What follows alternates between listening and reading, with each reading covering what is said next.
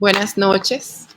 A nombre de la Fundación Global Democracia y Desarrollo, quiero darles la bienvenida a todos y cada uno de ustedes que nos acompañan esta noche para nosotros discutir, para nosotros saber con una experta sobre las últimas tendencias en el área de la educación superior y la consultoría académica.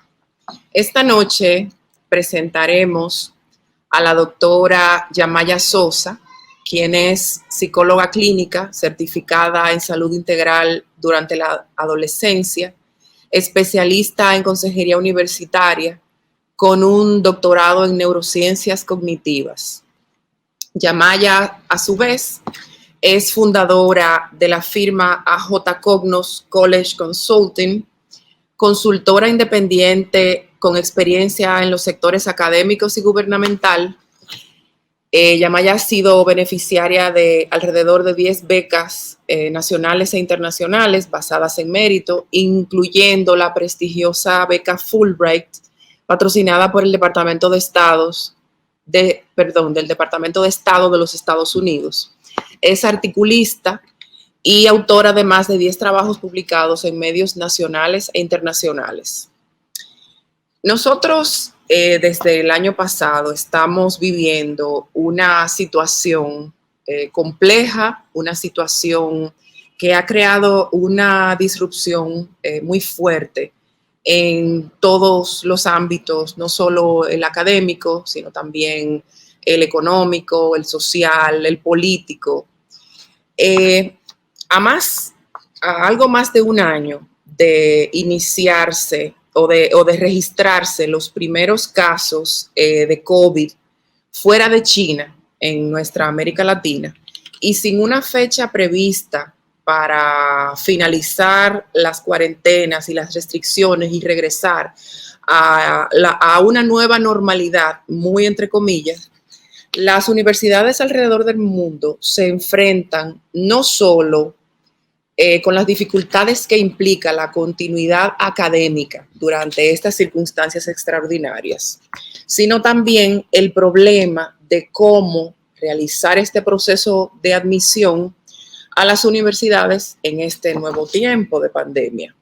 Desde la aparición de los primeros casos en nuestra región latinoamericana, los cierres temporales de instituciones de educación superior por causa de la pandemia del COVID-19 básicamente dejaron de ser noticia. Ya nos hemos ido acostumbrando un poco a esta nueva realidad, porque en todos los países de la región la educación superior básicamente dejó de operar de manera presencial y acudimos a la virtualidad. De hecho, la UNESCO ha realizado algunas estimaciones que muestran que el cierre temporal de las instituciones de educación superior habrían afectado aproximadamente unos 25 millones de estudiantes en la región latinoamericana y algo más de 1,5 millones de docentes entre América Latina y el Caribe. Esto representaba aproximadamente, más de un 98% de la población de estudiantes y profesores y profesoras de educación superior en la región.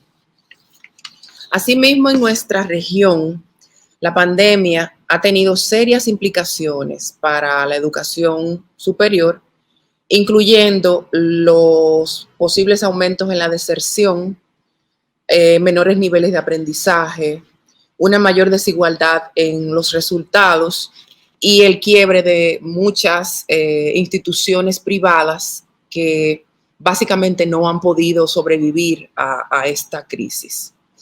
Para hablar de esta problemática y enfocarnos un poquito más en el caso de los Estados Unidos, Yamaya en este caso vendrá a hablarnos de algunos temas en sentido general y quizás pudiéramos empezar enfocándonos por los procesos de admisión, cómo se han visto afectados, cómo se han modificado, cómo se han cambiado estos procesos de admisión qué aspectos ha cambiado de todo este proceso, esta pandemia, y cuál es el significado de estos cambios para el futuro de las admisiones en las universidades, específicamente en los Estados Unidos. Así que yo le paso el espacio virtual a Yamaya Sosa. Muchísimas gracias por la oportunidad y gracias por la paciencia. Con la tecnología hay a veces que improvisar realmente. Así mismo. Que por más que uno planifica, pues a último minuto siempre está ese elemento. Así que valoro muchísimo la plataforma para compartir, bueno, pues esta información, ¿no? Entonces, comparto mi presentación, que va a ser muy breve, porque mi idea es que dialoguemos más que yo diserte realmente, ¿no? Yo no estoy dando una clase, sino que quiero compartir pues algunas de las experiencias que hemos vivido, como introdució Yarima, este año que terminó y como inicia el 2021, que a pesar de que las cosas pues se están aclarando un poco más, un futuro un poquito más prometedor, digamos, pues aún así hay obstáculos y hay oportunidades. ¿Y qué va a ocurrir? ¿Qué se proyecta que ocurra a partir de eso? Para hablar un poquito sobre mí, solamente para que me conozcan mejor, no, en realidad yo no soy psicóloga clínica. La mayoría de quienes están conectados y me conocen de antemano, quizás están más familiarizados con mi trabajo en neurociencias cognitivas, en psicología, pero quizás lo que no saben es que en los últimos 10 años, por una coyuntura que no necesariamente viene al caso, empecé a trabajar como consejera de becas, y como consejera de becas, pues me vi, digamos, frente a muchos retos por estudiantes que acudían a mí con inquietudes que a veces iban más allá de lo que yo manejaba. Entonces, por esa razón me matriculé en un programa con UCLA Extension, y así hice la especialidad en consejería universitaria. Entonces, ha sido un complemento interesantísimo de mi experiencia personal y profesional, y además de mi educación.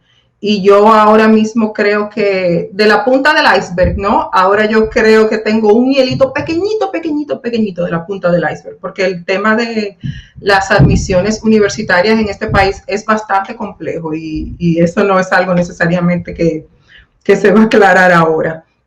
Entonces, para dar un poquito de contexto, y con el permiso de las personas que trabajan directamente con estudiantes que nos están siguiendo, yo quiero introducir un poco la naturaleza de la educación superior aquí en los Estados Unidos, en términos de las características de las instituciones, porque yo voy a hablar de escuelas en general, no necesariamente diferenciando una de la otra.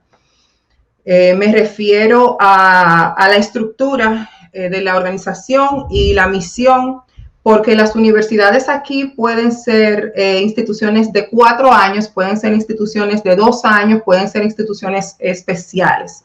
Entonces, las más comunes de 4 años son los colleges y universities, los colleges y las universidades. El tema de los colleges es un poquito traducirlo literalmente, pero básicamente los estudiantes, los bachilleres que deciden que van a ingresar a las universidades en los Estados Unidos, se enfocan en sobre todo estas dos, ¿no? Los colleges y las universidades. Cada una tiene sus particularidades. Los colleges son más centrados en la docencia, más centrados en el estudiante. Usualmente tienen una población más pequeña. La mayoría se enfoca en artes liberales, mientras que las universidades tienen unas poblaciones masivas, muchas de ellas son públicas en comparación con los colleges, y se enfocan mucho en la investigación. Entonces, eso no implica que los colleges no se hace investigación. Eso no implica que las universidades no tengan buenos programas centrados en el estudiante, pero ese es su fuerte, digamos. Si Si hay estudiantes que están muy interesados en hacer, por ejemplo, posgrados basados en la investigación, pues quizás la universidad es una buena opción porque van a tener acceso a laboratorios muy bien equipados, quizás van a tener la oportunidad de ser coautores de algunos artículos, trabajar en investigaciones, mientras que los colleges, si usted le interesan más otras áreas, no necesariamente las áreas más básicas, experimentales, académicas, entonces usted va a tener quizás un aula en la que va a poder participar más, va a tener el catedrático, el titular de la asignatura, dándole la clase directamente, en comparación con las universidades que quizás tiene un asistente de docencia, un monitor, como nosotros le decimos, y un aula de 300 estudiantes. Entonces, hay muchas características que las diferencian.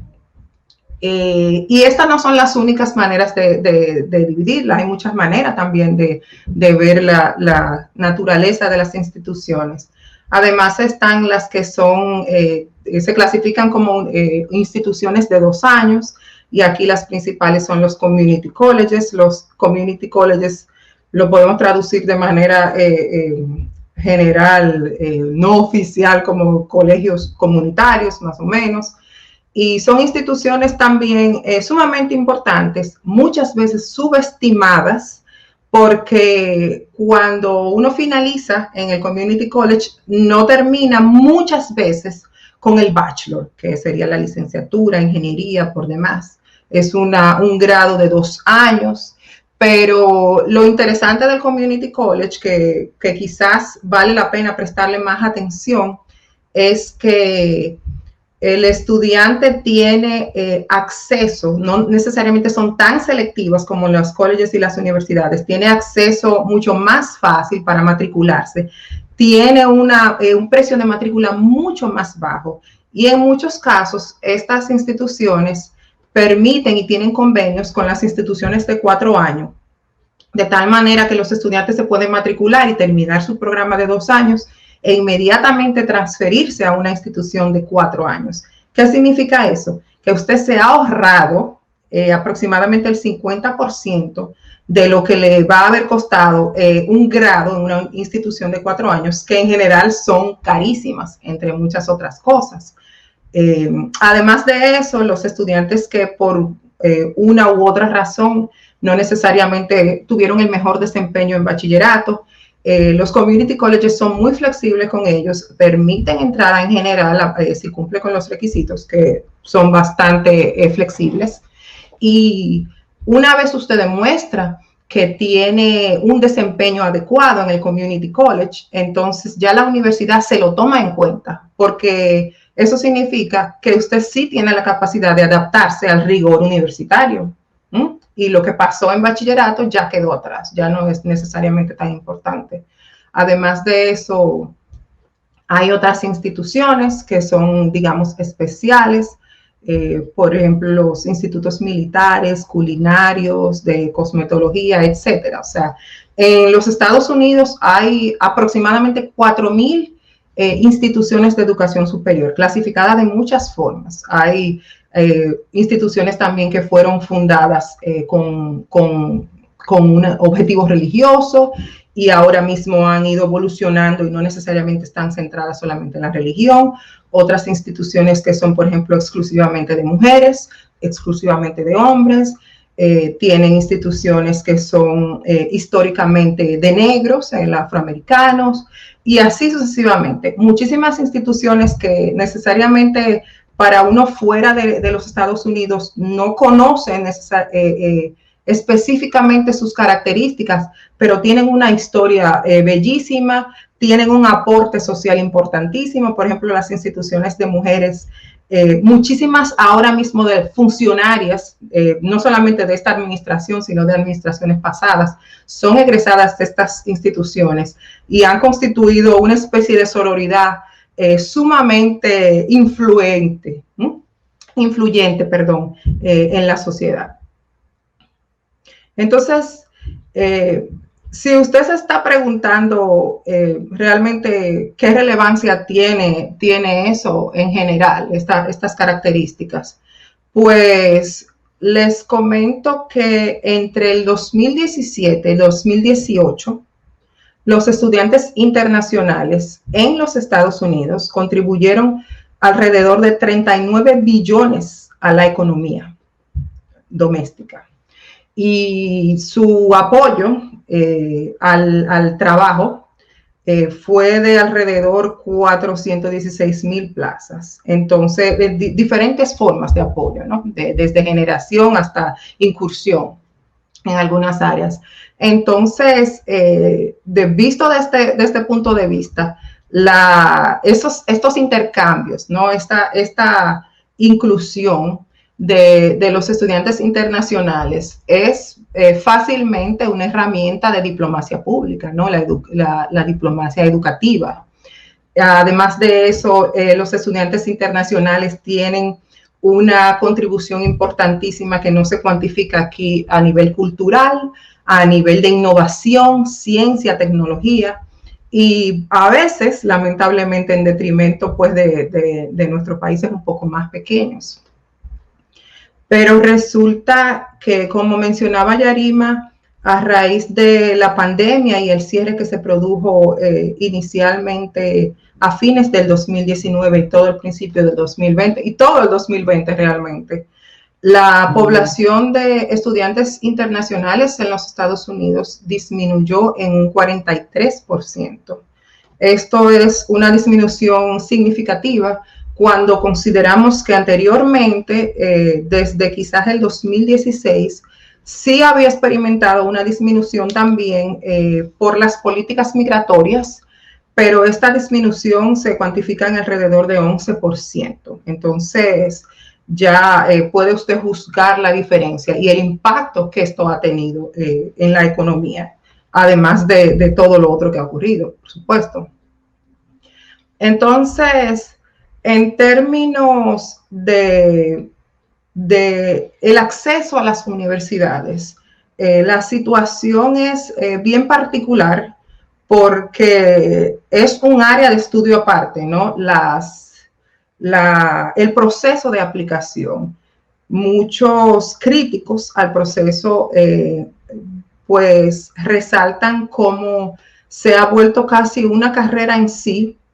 El aplicar a las universidades, el proceso es tedioso, es largo, es complejo. Las universidades no necesariamente lo tienen muy transparente, sino que es un poquito opaco y en cierto modo subjetivo, ¿no? Entonces, las partes principales del proceso de aplicación, ¿no? Están organizadas de la siguiente manera. El formulario con los datos generales del aplicante, pues se está haciendo en línea. Las calificaciones son sumamente importantes, el GPA, ¿no? El récord de notas que se envía. El tema de las pruebas estandarizadas, vamos a conversar un poquito más sobre ellas, porque todavía tiene gran importancia, a pesar de que ha sufrido cambios a raíz de la pandemia. Y las pruebas estandarizadas de demostración de inglés son importantes para nuestros estudiantes internacionales. Además de eso, las cartas de recomendación han cobrado mucha importancia.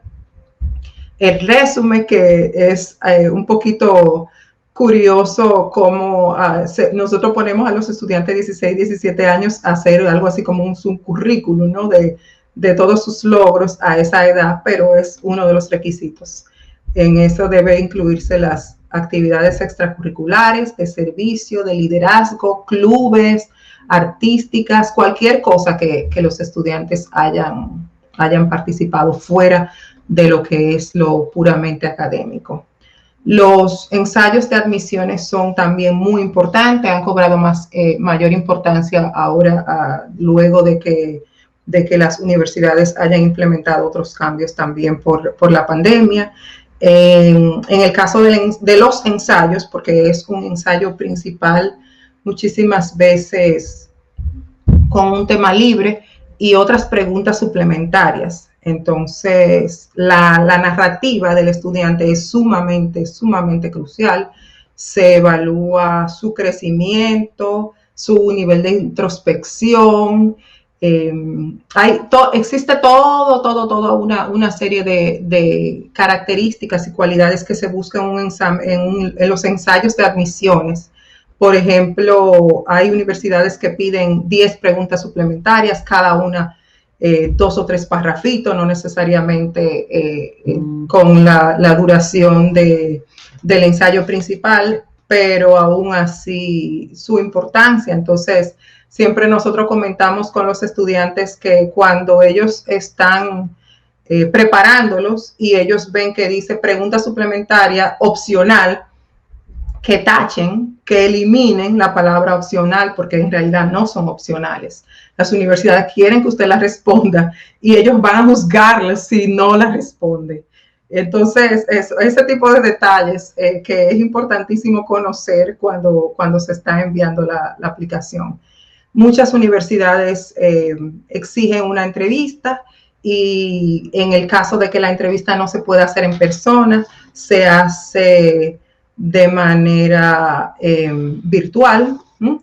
Y también se utilizan jurados de manera virtual. Otro tema sumamente interesante son las demostraciones de interés, ¿no? Las demostraciones de interés ahora mismo también han experimentado un cambio, porque cuando antes ir al campus y hacer un tour era una demostración de interés, pues ahora mismo enviar un email, hacer una llamada, conectarse a un Zoom, también es una demostración de interés. Seguir a la institución en las redes sociales es demostración de interés. Y por supuesto que para los estudiantes internacionales es importante proporcionar documentos que demuestren sus posibilidades financieras para poder solicitar una visa, que es el permiso de entrada a los Estados Unidos. Además de eso, es importante conocer los diferentes tipos de aplicación en cuanto a los plazos. Esto de manera superficial parece quizás trivial, pero no lo es, porque Regular Decision es el plazo en el que casi todo el mundo envía sus documentos, ¿no? Ocurre en diciembre, enero, las universidades tienen su fecha, pero hay 2 plazos que son antes, ¿no? Early Decision y Early Action, decisión temprana y acción temprana, ocurre usualmente unos meses antes, alrededor de noviembre. Y la importancia está, fíjense que yo tengo aquí un icono, una fotografía de una cadena, porque cuando los estudiantes aplican Early Decision, se están comprometiendo a aceptar la oferta de admisiones en caso de recibirla. Entonces, esto significa que el estudiante va a aplicar antes si está muy seguro de que esa es la universidad de su preferencia. Si no está muy seguro, quizás no es recomendable.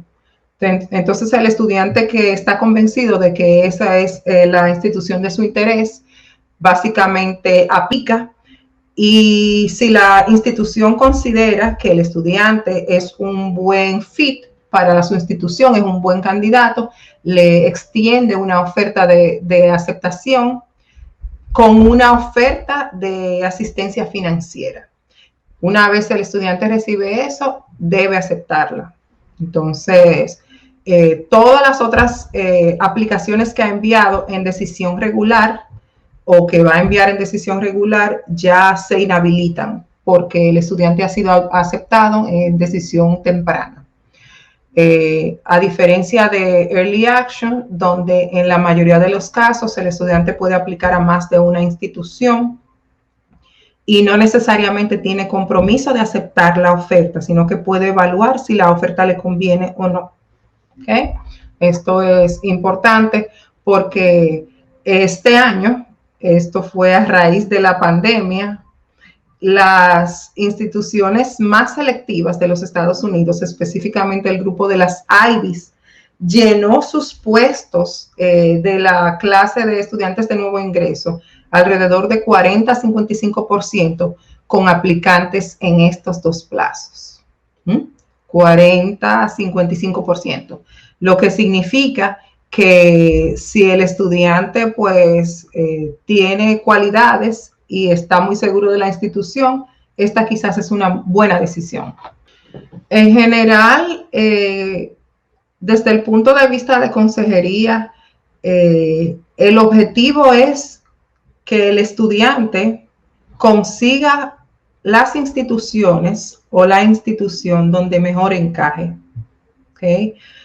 Por eso nosotros no realmente prestamos mucha atención al prestigio de las instituciones, a los nombres, yo digo a las marcas y en algunos casos a los rankings, ¿no? Sino más bien cuáles son las características del candidato o la candidata y qué está buscando la escuela, cuál es el perfil de la escuela, cuál es la misión de la escuela, cuál es la composición de la escuela. Y cuando aparezca la combinación adecuada, entonces eso, usualmente esta relación va a ser exitosa. Además, una parte muy importante de ese proceso de conseguir ese fit, nosotros decimos ese encaje perfecto de ese estudiante en esa institución, consiste en hacer un listado exhaustivo de universidades a las cuales va a aplicar. Una peculiaridad del sistema es que los estudiantes aquí en promedio aplican alrededor de 10 escuelas, o sea, tienen una lista de universidades a las cuales van a enviar su aplicación y en promedio son 10. A raíz de todos los cierres y lo que ocurrió el año pasado, que vamos a comentar un poquito más adelante en detalle, pues esta lista creció de 15 a 20 escuelas. Entonces, el estudiante promedio el año pasado aplicó alrededor de 20 escuelas, lo cual muchas personas consideran una barbaridad.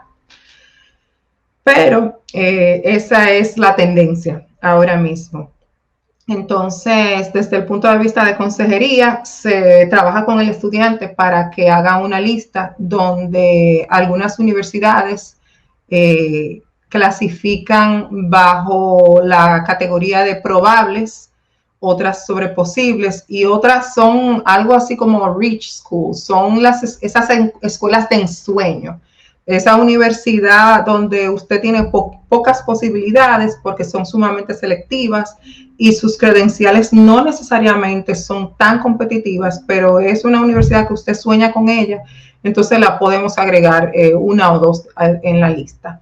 Las posibles son las universidades en las que usted tiene aproximadamente 50% de posibilidades, según las estadísticas de admisión del año anterior, y las probables donde sus credenciales están usualmente por encima de la mediana de lo que la universidad acepta cada año. Entonces, una de las situaciones que desencadenó la pandemia, de las más importantes, las más llamativas en términos de admisiones, es que muchas universidades se han vuelto test optional, lo que significa que estas pruebas estandarizadas, y me refiero al SAT y el ACT, no son obligatorias para el proceso de admisiones. Esto es un movimiento que empezó hace mucho tiempo, empezó hace años, desde el 2005, si no me equivoco, y estas universidades simplemente dicen, si usted tiene sus resultados, lo puede enviar, pero nosotros no necesariamente lo vamos a exigir, ¿no? Lo podemos mirar, pero no es determinante. A raíz de la pandemia, hubo cierre de centros de evaluación, centros de exámenes, Hubo que preparar pruebas a último minuto a nivel virtual, computarizadas, donde no las había. Y muchos estudiantes básicamente quedaron fuera de la posibilidad de tomar estos exámenes. Además de eso, la situación económica afectó también a muchas familias que ya estaban, digamos, de manera vulnerable, y estas pruebas tienen un costo. Entonces, si nosotros estamos considerando que el promedio de estudiantes aplicó a 20 universidades y cada una de esas aplicaciones cuesta dinero, además de eso los exámenes cuestan dinero, pues estas universidades, esta lista creció de manera considerable. Ahora mismo hay 1.400 más o menos universidades que están como parte del movimiento de Fair Test y Test Optional. Es importante destacar aquí que Test Optional, o sea, la parte opcional, no necesariamente significa Test Blind, porque algunas personas entienden que la universidad no va a prestar atención a estas pruebas si se envían, pero si la universidad no es Test Blind, es Test Optional y usted la envía, entonces ellos sí le van a prestar atención. De hecho, se estima que el año pasado, a pesar de este movimiento, alrededor de 44% de los aplicantes envió sus pruebas de admisiones, las SAT y la ACT. En particular para los estudiantes internacionales, ocurrió una situación muy parecida. Esta pasó con el Educational Testing Service, que es la organización que prepara el TOEFL, ofrece el TOEFL, que es la prueba de proficiencia de inglés más popular. Entonces, el TOEFL se vio muy afectado por el proceso, y muchas organizaciones que todavía quieren saber cuál es el nivel de inglés de su aplicante internacional acudieron a otras pruebas, especialmente la prueba de Duolingo, que usualmente no era tan popular, no era tan aceptada, y un poquito más corta, un poquito más simple y considerablemente menos costosa que el TOEFL. Entonces el TOEFL se ha visto obligado, ATS se ha visto obligado a preparar una versión alternativa de su examen, ¿okay? Entonces, la prueba tradicional es la prueba larga, la IBT, y además de eso, ahora el TOEFL ofrece una opción de Essentials, que es una versión simplificada, mucho menos costosa y quizás dura la mitad del tiempo que la prueba IBT, que era la tradicional. Entonces, ahora realmente hay una competencia. Y se ha tenido que reinventar, se ha tenido que rediseñar, que repensar cómo estos instrumentos, estas pruebas se ofrecen. Entonces, un elemento que es muy importante para los aplicantes hoy en día es el tema de la virtualidad, ¿no? Yo mencionaba el tema de las redes sociales, lo importante que es en la demostración de interés, pero no solamente sirve para la demostración de interés, sino que nosotros siempre conversamos con los estudiantes la importancia de monitorear su huella digital, su presencia digital, ¿no? De hecho, el 65% de los oficiales de admisiones pues simplemente han aceptado que ellos revisan las redes sociales de los candidatos. Entonces, las revisan para ayudarles, buscar ayuda en su toma de decisiones sobre si ellos van a apoyar al candidato o no. De hecho, el 58% admite que lo que ellos vieron, lo que ellos encontraron en las redes sociales de los candidatos, pues influyó de forma negativa en su decisión sobre los aplicantes. Es posible que nosotros hayamos visto noticias de candidatos que incluso habían sido aceptados en universidades prestigiosas y de repente se han visto involucrados en incidentes o de acoso virtual, o pues compartido cosas ofensivas o simplemente inaceptables, y pues la universidad pues revierte esa decisión de admisiones y simplemente pues no se puede hacer. Pues es sumamente importante, incluso esta es digamos, un ensayo en cierto modo de lo que ocurre también al nivel laboral, cuando usted comparte algo en el mundo virtual, pues lo está compartiendo simplemente y puede ser juzgado por eso, ¿ok? Entonces eso es muy importante. ¿Qué significa todo esto para lo que viene, ¿no? Para el futuro de las instituciones?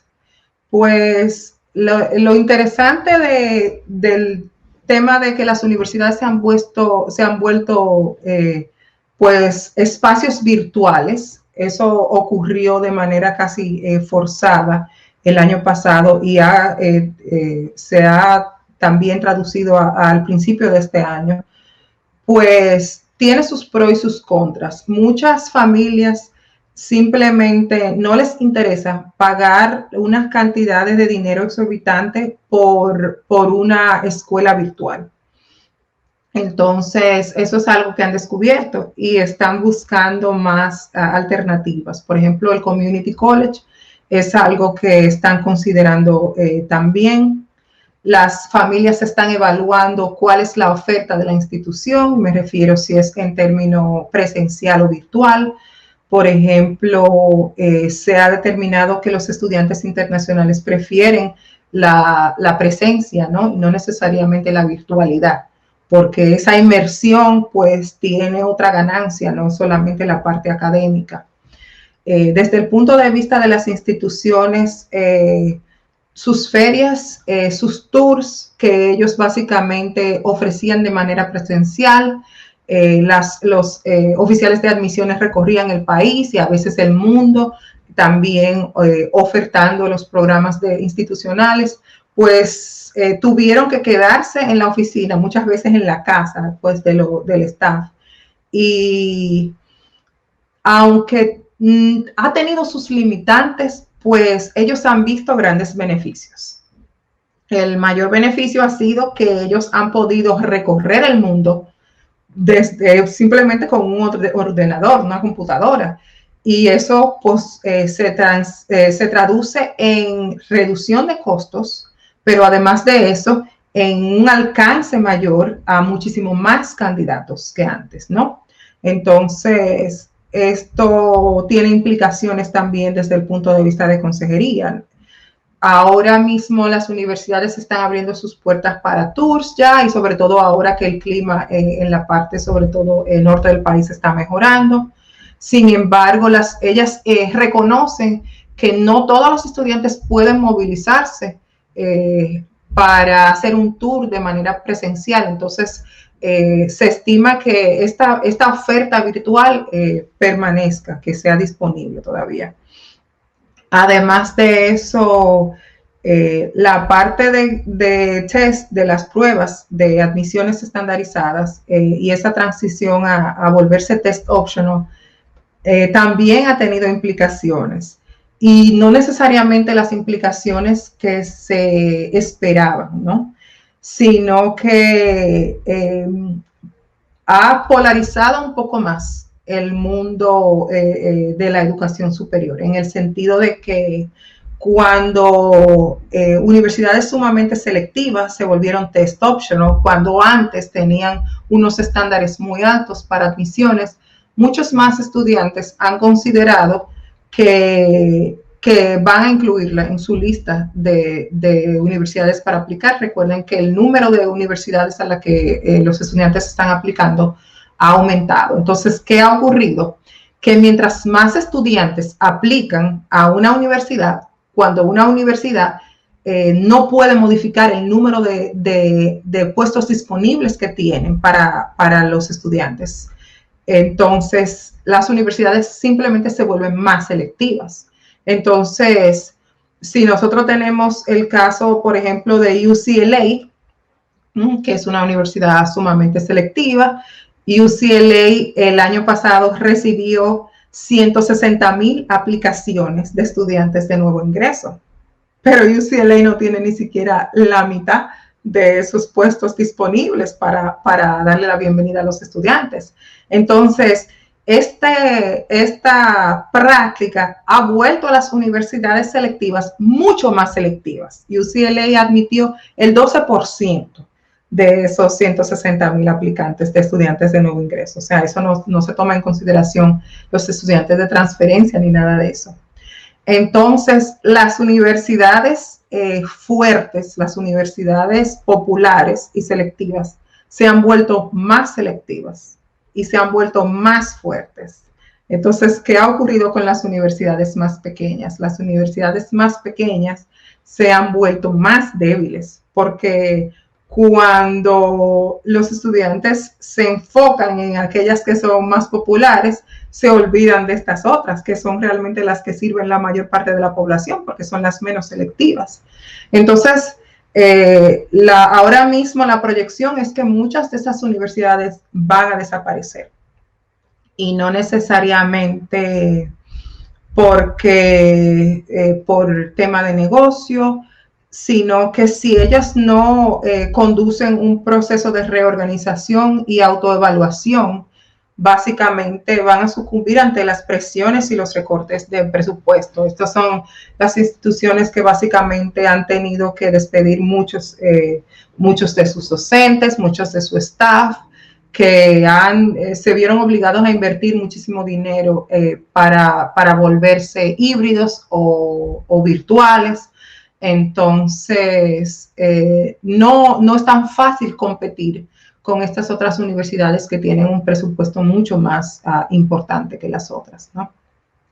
Además de eso, tenemos el tema de las vacunas. Eso ya tiene sus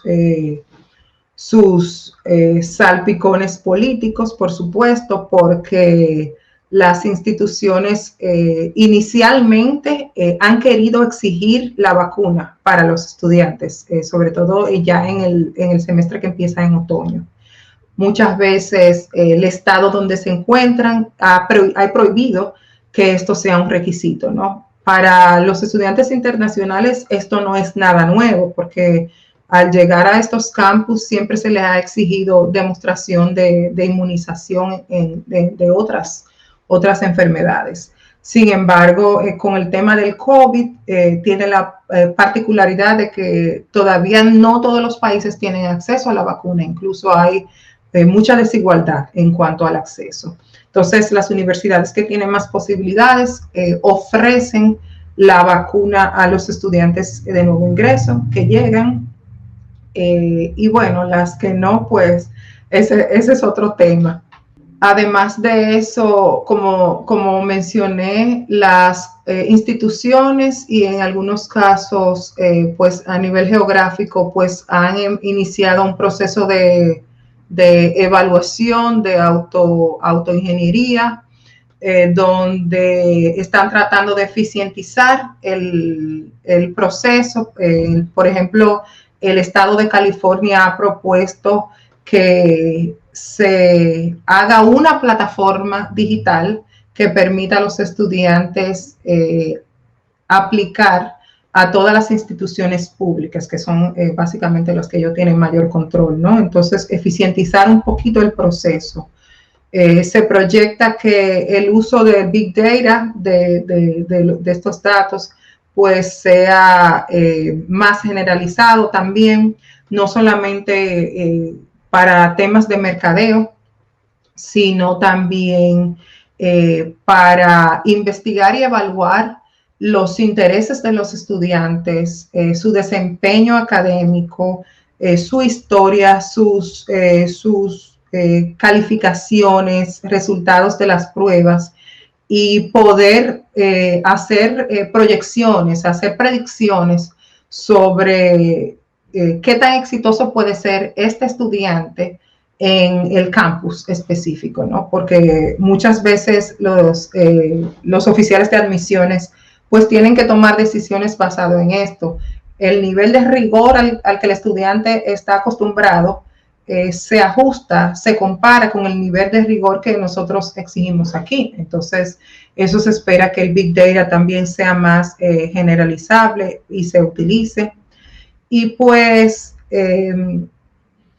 se ha abierto un debate, digamos, a nivel social, de una preocupación que ya existía, pero que se ha dificultado un poquito más, se ha proyectado y destapado un poco más a raíz de la pandemia, y es cómo el proceso de admisiones pues tiene unos sesgos muy importantes sociales y socioeconómicos.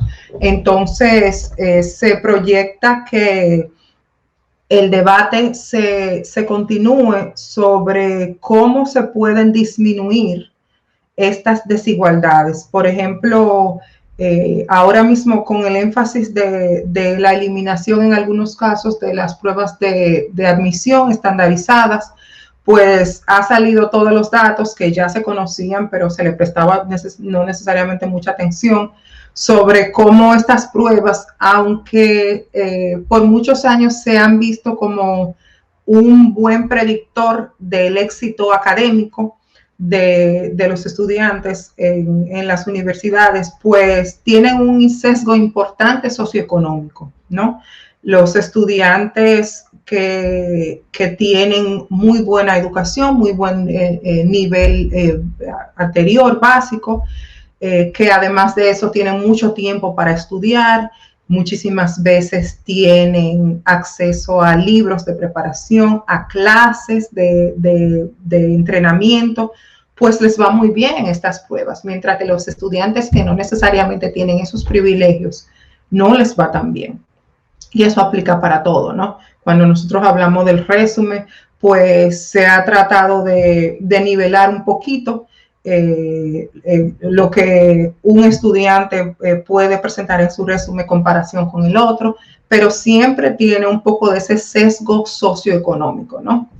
Se estima que con los números y el aumento en el número de admisiones en estas universidades más populares, cada oficial de admisión dedicó alrededor de 4 o 5 minutos a leer el paquete de admisión de cada estudiante antes de empezar a descartar, porque imagínense, con estos números es muy difícil dedicarle mucho más tiempo. Entonces es un poquito de automatizar algunos de esos procesos, aunque eso no está tan claro. Eso es básicamente lo que se proyecta en base a lo que ha ocurrido, y como ustedes ven, los cambios no han sido radicales, pero han sido importantes en cuanto a la reorganización del sistema. Muchísimas gracias, Yamaya, por tu explicación tan clara realmente y en la que nos diste una panorámica general y en algunos casos bien concreta sobre cómo se ha visto afectado todo este proceso a raíz de la pandemia, a raíz del COVID. A mí me surge una pregunta. Y básicamente tiene que ver con lo relativo a los estudiantes internacionales. Tú presentaste al inicio de tu participación, de tu presentación, unos números que para mí son extraordinarios de la cantidad, básicamente, hablando simple y pelado en términos económicos, de la cantidad de dinero que los estudiantes internacionales básicamente gastan, o sea, cuánto aportan a la economía. Entonces, ¿cómo tú ves esta nueva situación, dado que los estudiantes internacionales en gran parte tuvieron que salir de los Estados Unidos y regresar a sus países de origen? con una incertidumbre en lo relativo al tema de la vacunación. De hecho, y esto básicamente es un paréntesis que estoy haciendo, ahora mismo hay un debate bastante fuerte. Hemos visto en el día de hoy cómo en la cumbre iberoamericana se ha hecho una denuncia bastante fuerte y bastante directa sobre básicamente el fracaso del programa COVAX de inmunización de la Organización Mundial de la Salud, básicamente porque los países, vamos a decir, en vías de desarrollo, los países más pobres, los países más pequeños, no han tenido acceso a la vacuna. O sea, no son cantidades realmente muy limitadas las que han llegado a la mayoría de los países, en contraposición a los países grandes o los países ricos, muchas veces los mismos países productores de estas vacunas que tienen vacunas en excedente para vacunar a su población y mucho más. Pero entonces esto significa que muchos estudiantes internacionales que han salido no podrán tener acceso a vacunas y por lo tanto ahí no van a tener la posibilidad de ellos inmunizarse para poder regresar y poder continuar. Entonces esto no solamente tendrá una implicación directa en lo relativo a la parte académica y de la vida de estas universidades, sino las implicaciones económicas que esto trae. Entonces no sé si ustedes han podido pensar en este aspecto en particular o si han podido proyectar un poco cómo será la situación de los estudiantes internacionales ahora que el mundo ha estado cambiando un poco luego de los procesos de vacunación y de reapertura de las universidades. Mira, sí, el tema de las vacunas es un tema muy particular. Lo primero es que tú empezaste destacando el aporte económico del estudiante internacional en los Estados Unidos y la verdad que es una cifra sorprendente, pero es una cifra sorprendente porque uno no tiene usualmente en consideración el tema de que los estudiantes internacionales muchas veces llegan con el dinero en el bolsillo para pagar su matrícula. Entonces, el estudiante internacional no necesariamente es beneficiario de los préstamos, en particular el préstamo federal, ¿no? Puede beneficiarse de algunos programas privados, pero el gobierno usualmente no los patrocina. Entonces, de ahí viene en buena parte esa contribución. Entonces, con el tema de la vacuna, pues sí, hay un debate importantísimo. Mira, fíjate, hay algo que nosotros no necesariamente desde el punto de vista latinoamericano entendemos. Es cómo algunas familias, cómo algunas culturas empiezan a preparar a sus hijos, a sus estudiantes, desde que son pequeñitos, a que ese va a ser tu futuro. Tú vas a estudiar en estas universidades, tú vas a ir a estas universidades. Esos estudiantes simplemente están viajando donde tengan que viajar para conseguir no solamente la vacuna, sino la visa.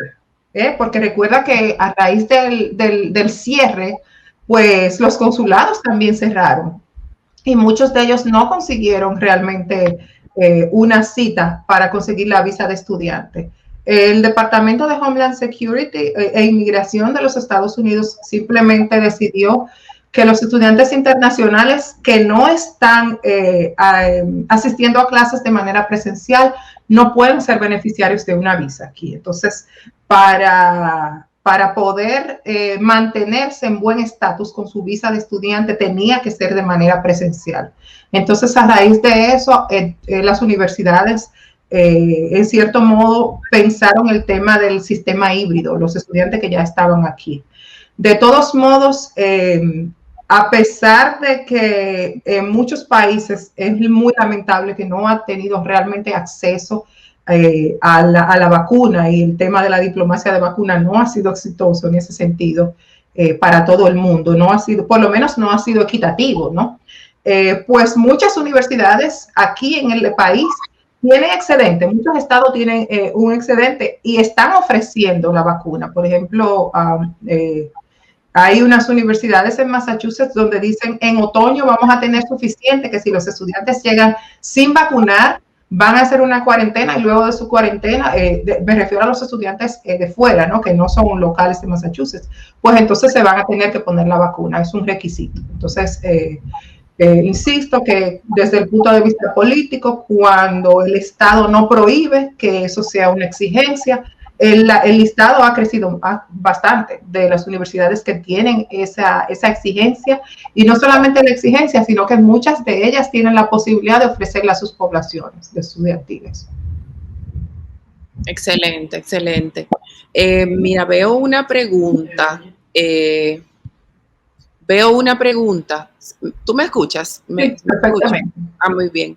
Veo una pregunta de Yajaira Sosa que dice, en el tema de automatización para la admisión, ¿se tiende a disminuir la subjetividad? No.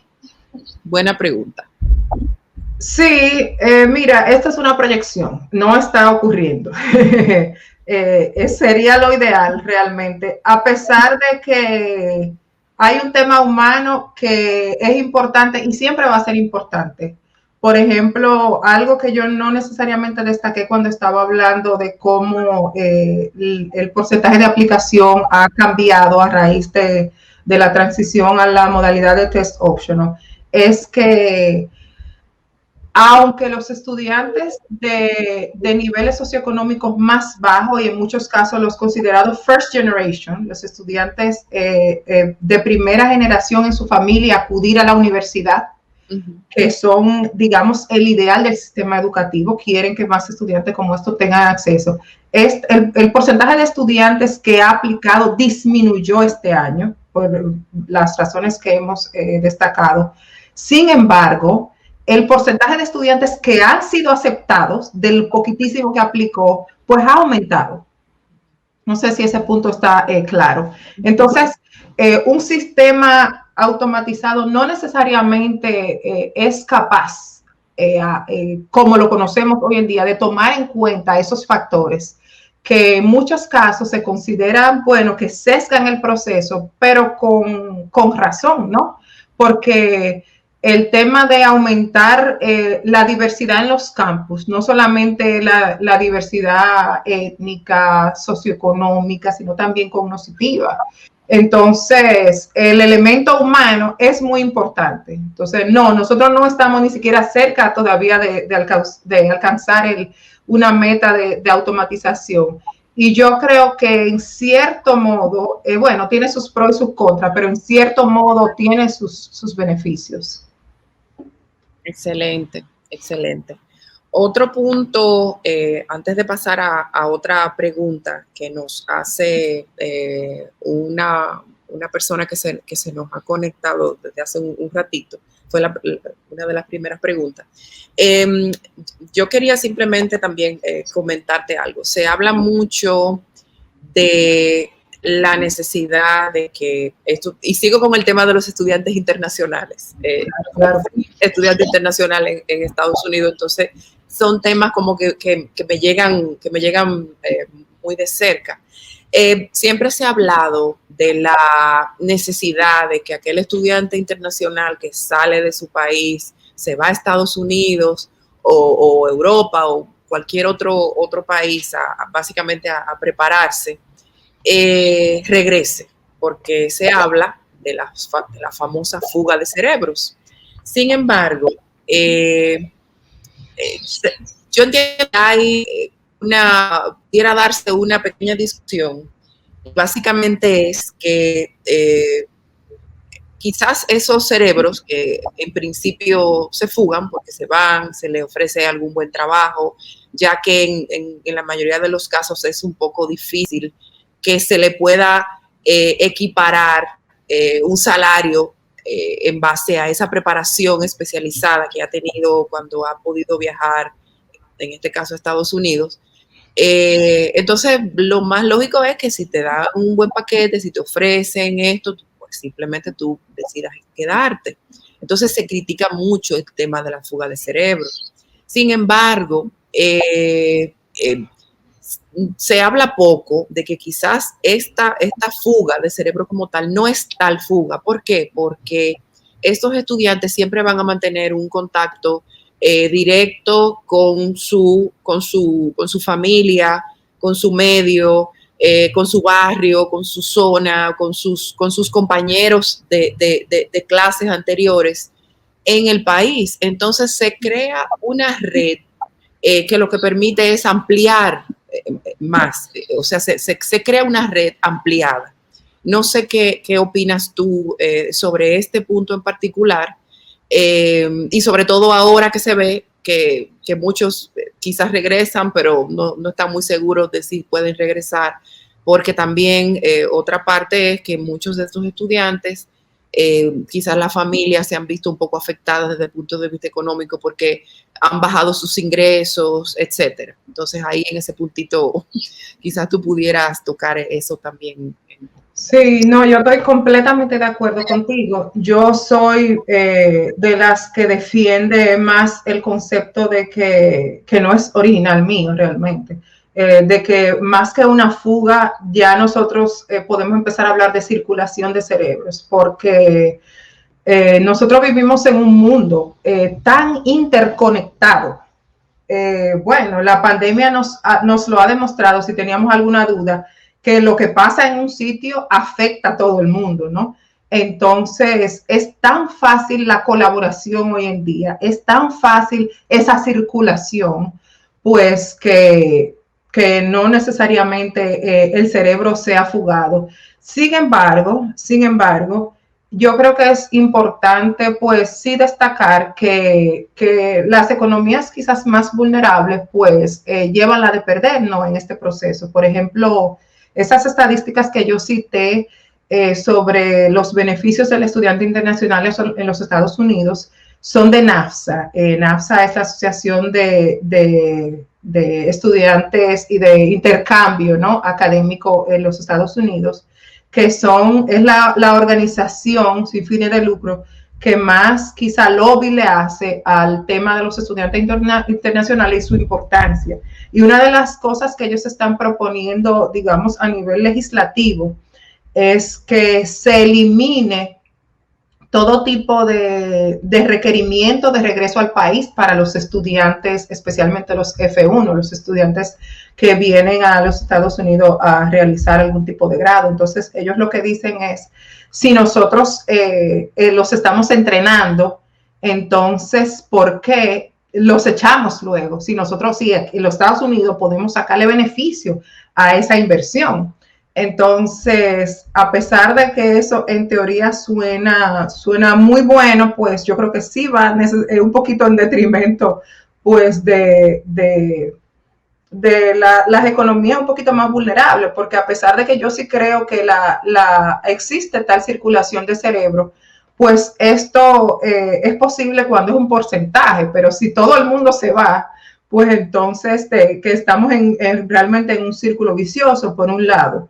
Por otro lado, hace unos años yo con un compañero de la Fulbright participé como expositora en una de las conferencias y nosotros proponíamos, claro, nosotros dos proponiendo algo que nadie nos hizo caso, pero proponíamos que además del programa, ¿no? Además de una beca muy generosa que yo particularmente, nosotros fuimos beneficiarios, Miguel y yo, pues se nos permita, bueno, se haga primero una alianza, ¿no? Público-privada y se nos permita concursar por unos fondos para que cuando nos toque regresar a nuestro país, todas esas maravillas que nosotros tuvimos la oportunidad de experimentar fuera, estos laboratorios súper equipados y estos accesos, pues nosotros podamos también implementarlo, que tengamos un presupuesto a nuestro alcance, no necesariamente automáticamente podamos concursar a él, para que nosotros podamos empezar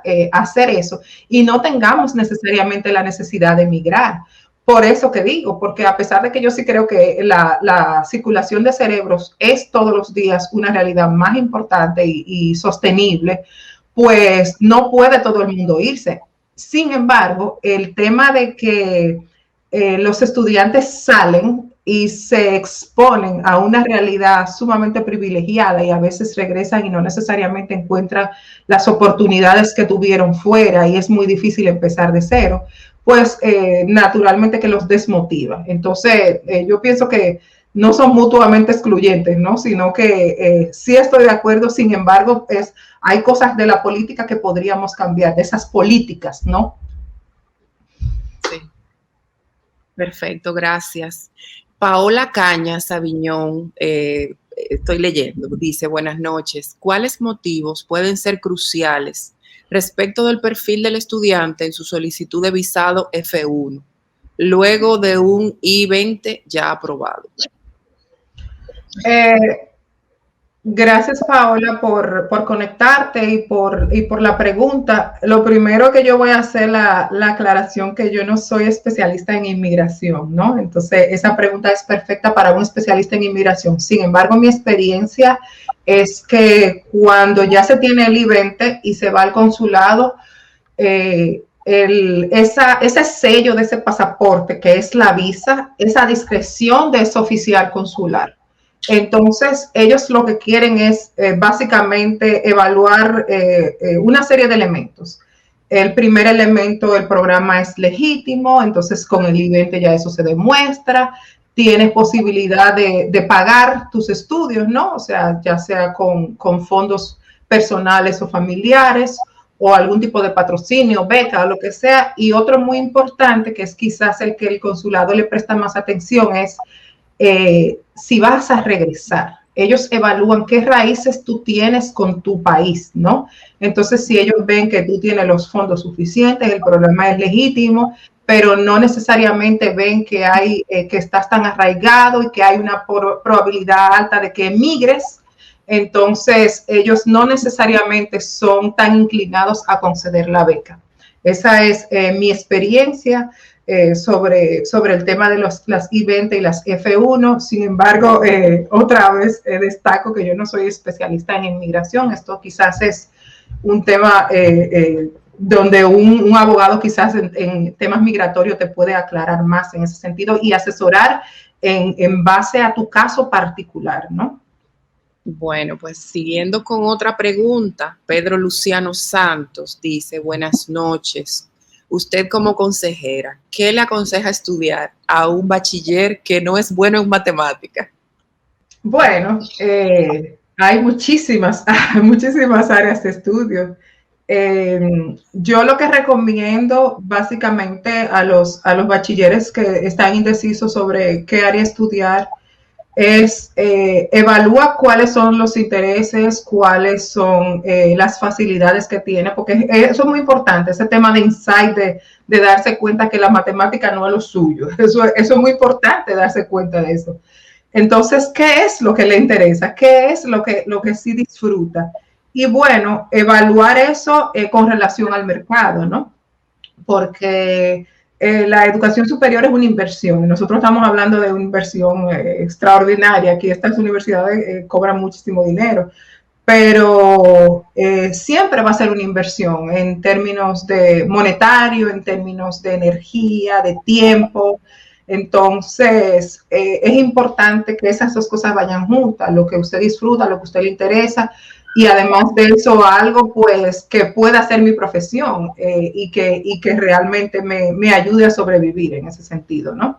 Excelente. Y tú tocaste el puntito del mercado, porque muchas veces nosotros como padres tenemos un romanticismo por ciertas carreras, ya sea porque tengo esa frustración de que yo lo que quise ser era abogada, pero realmente me entré a la carrera de tal otra cosa y me quedó. Y eso ocurre mucho también con muchos padres y se ha visto en Estados Unidos famoso, que los padres se ven reflejados en sus hijos y por eso tratan de forzarlo de que tiene que ir a tal universidad y si tenemos que empeñar la casa, pues vamos a empeñar la casa y vamos a hacer, y de hecho se ha creado una situación de escándalo bastante fuerte que pudiera perfectamente ser el enfoque de otro conversatorio que tengamos hablando específicamente de ese caso.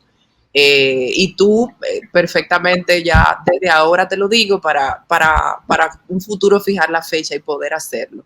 Sí, no, yo estaba hablando con unos, de hecho, uno de mis antiguos mentores, a armar un cineforum donde nosotros ponemos la película, si la gente tiene suficiente tiempo y no necesariamente la ha visto, la Operation Varsity Blues, sobre el escándalo con el mismo nombre de Varsity Blues, y luego lo comentamos así mismo de manera interactiva. Fíjate, Operation Varsity Blues se basó en un tema de la vida real que llamó mucho la atención porque hubo celebridades involucradas y hubo mucho dinero de por medio además. Entonces, como hubo celebridades, entonces la FBI hizo muchas ruedas de prensa y todo eso. La verdad no es la primera vez que ocurre. No es la primera vez que ocurre. Y ahí se puso sobre el tapete lo que la gente es capaz de hacer, ¿no? Por entrar a estas universidades, pero por la puerta de atrás, porque realmente hay muchas universidades. Lo que pasa es que la gente quiere entrar a las mismas 7. Ese es el problema. Hay muchísimas universidades que le abren las puertas a estos estudiantes, son bienvenidos y realmente hay un match de sus credenciales y lo que nosotros exigimos. Pero esas no son necesariamente las universidades a las que estas familias le están prestando atención. Esa es una cara de la moneda. La otra cara de la moneda son muchas familias, y esto es algo que se ve mucho particularmente en algunos países asiáticos, con el ejemplo que yo ponía, que desde los niños están pequeñitos, las familias los van preparando porque ese es su futuro. Usted va a estudiar ingeniería de sistema, va a estudiar premedicina, usted va a estudiar en los Estados Unidos. Y en muchos de esos casos son personas que realmente toman un segundo préstamo de la casa y están dispuestos a perderlo todo porque no tienen las posibilidades económicas, a diferencia, por ejemplo, de los casos que vemos en Varsity Blues. Esta es la otra cara completamente. Y a pesar de no tener esas posibilidades económicas, ellos están empeñados en mandar a sus hijos a estudiar en los Estados Unidos, que tiene uno de los sistemas de educación superior más caros del mundo, y de hecho lo hacen. Y de hecho lo hacen los estudiantes. Usted lo ve en cualquier universidad aquí en los Estados Unidos, y muchas veces no son necesariamente los estudiantes, bueno, que usted ve en, ¿cómo se llama? Filthy Rich Asians, ¿no? Que son los estudiantes que viven en el privado. No, no son esos estudiantes, son estudiantes sumamente humildes y sus familias han decidido que ellos están dispuestos a perderlo todo por ver ese sueño, muchas veces de ellos cumplido. Y ver un avance, posiblemente, ver la posibilidad de un avance socioeconómico también para sus familias a través de esos hijos. Porque eso es una cosa, idealmente la educación superior es un gran nivelador social, ¿no? Ese es el ideal de la educación superior. De que muchas de estas desigualdades pues se vayan superando cuando, por eso digo, hablo de los estudiantes de primera generación, ¿no? Donde sus padres, sus abuelos no necesariamente asistieron a estas instituciones y se entiende que con estos muchachos sí tener acceso, pues su nivel de ingreso va a mejorar y esa diferencia va a ser menos marcada. Así es. Bueno, pues pudiéramos seguir hablando por horas de este tema que tanto nos apasiona y que nunca pierde actualidad. Quiero básicamente agradecerte tu tiempo, tu interés de seguir colaborando con nosotros en la Fundación Global, y quiero invitarte a que continúes colaborando en este tema y otros relacionados que sabemos que también son de tu interés. Quiero agradecer también la presencia virtual y la participación de todas las personas que se han conectado, que se han mantenido conectados, porque esa es la belleza, en este caso de la virtualidad, que no tenemos que salir y desplazarnos a un lugar, sino que podemos básicamente aprovechar estos espacios, estos momentos para enriquecernos mutuamente. Gracias por sus preguntas, gracias por sus comentarios. Yamaya, nuevamente muchísimas gracias y esperamos poder verte pronto nuevamente. Muchísimas gracias por la oportunidad y estoy siempre a la orden. Queda como en familia esto. Ah, muy bien, excelente, excelente. Pues muchísimas gracias y buenas noches.